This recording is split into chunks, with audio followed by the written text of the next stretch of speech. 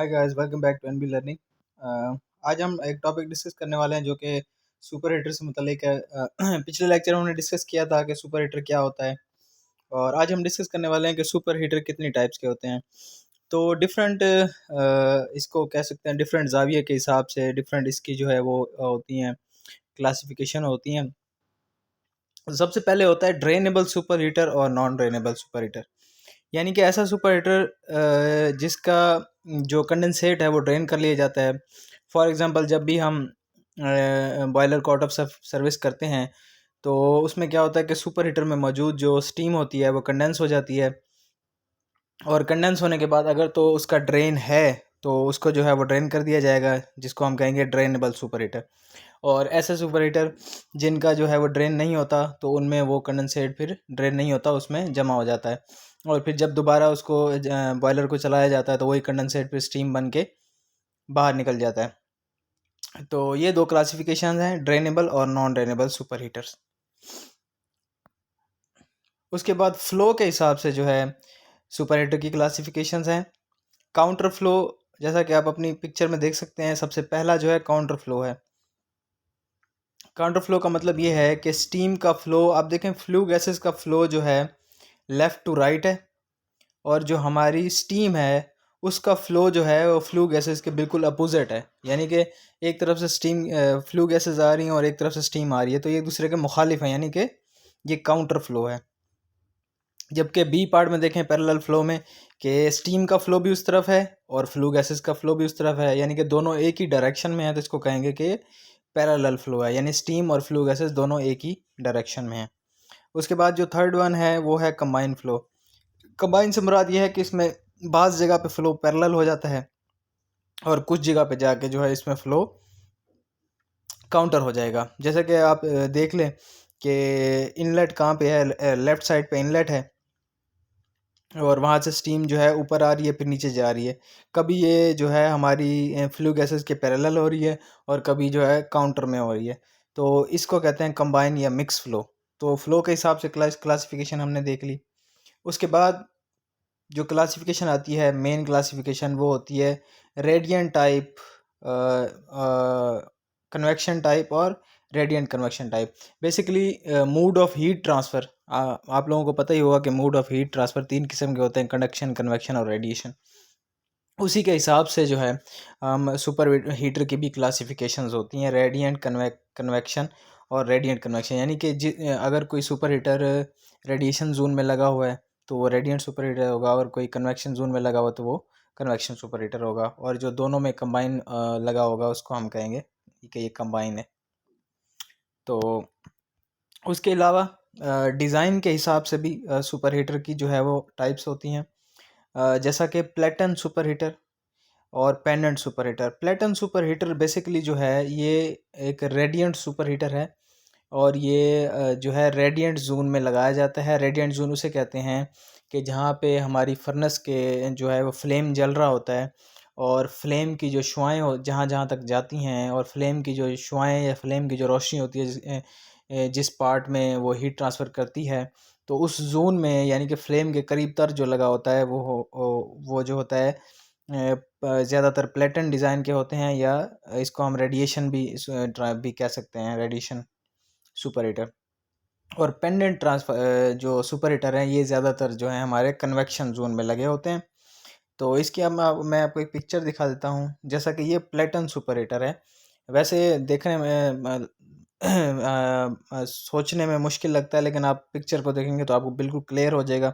प्लेटन super heater basically एक plate की तरह होता है। अगर आप ये आपके सामने जो ट्यूबें आपको नज़र आ रही हैं, अगर इनको आप गौर से देखें तो आपको एक प्लेट की शक्ल में नज़र आ रही हैं कि नंबर ऑफ़ प्लेट्स जो हैं ये आपस में जो है वो ट्यूबों को बेंड करके एक प्लेट बनाई गई है, फिर प्लेट के बाद प्लेट, प्लेट के बाद प्लेट जो है वो आगे रख दी जाती है। ये है प्लेटन सुपर हीटर, और ये ज़्यादातर रेडियन जोन में लगे होते हैं। ये अच्छा, ये जो दो प्लेटें लगी हुई हैं बहुत सारी, इनमें जो आपस में डिस्टेंस होता है ये 600 से 1000 mm के दरमियान में रखा जाता है, ताकि यहाँ पे क्लीनिंग वगैरह की जो एक्टिविटीज़ है वो हो सकें और ऐश एकामुलेशन वगैरह को प्रिवेंट किया जा सके।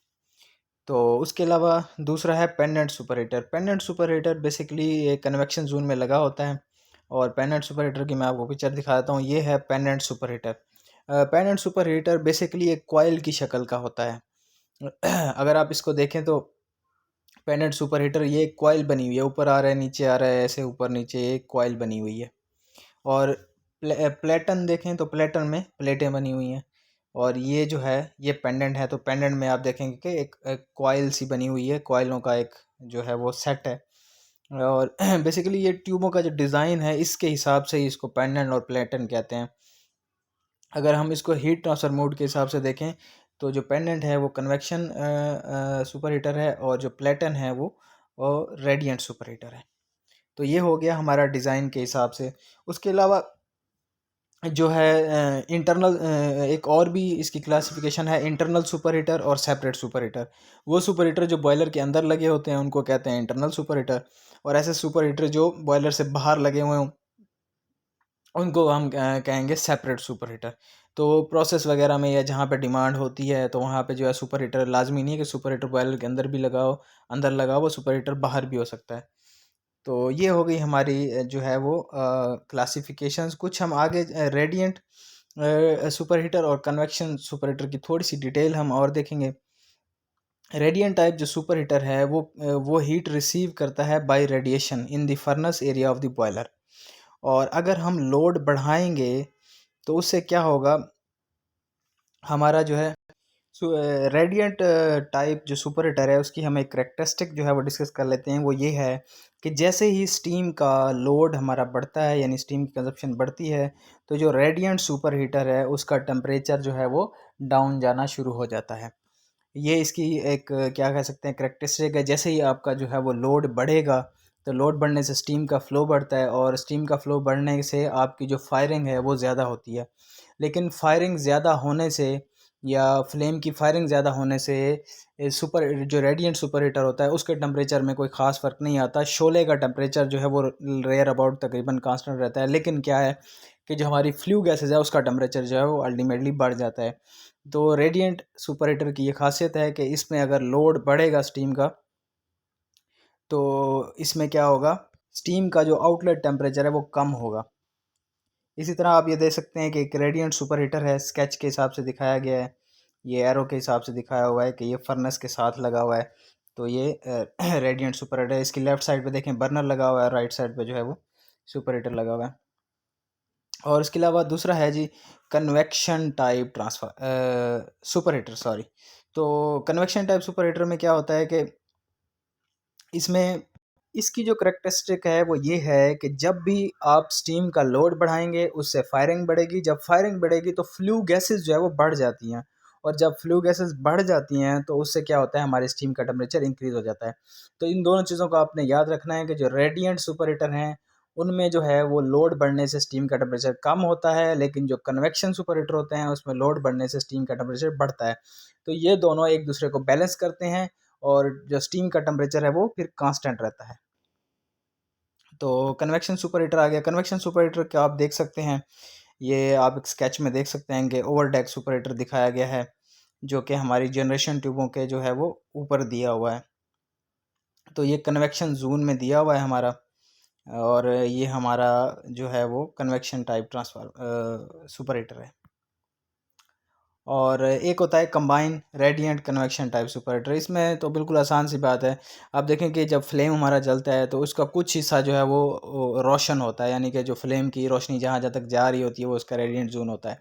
और आगे जाके वो फिर ज़ाहिर बात है वो फ्लू गैसेस का एरिया आ जाता है, जहाँ पे हमारी फ्लू गैसेस होती हैं, और वहाँ पे हो सकता है वहाँ पे अंधेरा हो, या यूँ कह सकते हैं कि रेडिएशन से जो हीट ट्रांसफ़र होती है, और एक होती है कन्वेक्शन से। तो ज़ाहिर बात है एक बाउंड्री लाइन होगी जहाँ पे हमारी रेडिएशन की बाउंड्री ख़त्म हो रही होगी और हमारी जो है कन्वेक्शन की बाउंड्री शुरू हो रही हो। तो ऐसा सुपर हीटर जो कि आधा जो है हमारा रेडिएंट जोन में हो और आधा कन्वेक्शन जोन में हो, उसको इस तरह का होता है अपना, कंबाइन हो जाता है वो दोनों का।